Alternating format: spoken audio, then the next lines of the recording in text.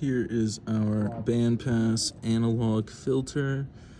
We have a 22 microfarad capacitor with a 10 ohm and 2.2 ohm resistor in series, and then a 68 nanofarad capacitor with a 1.5 kilo ohm resistor.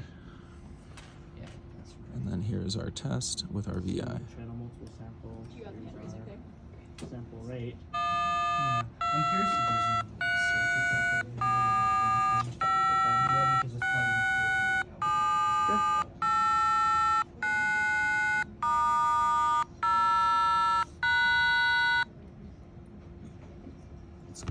Thanks.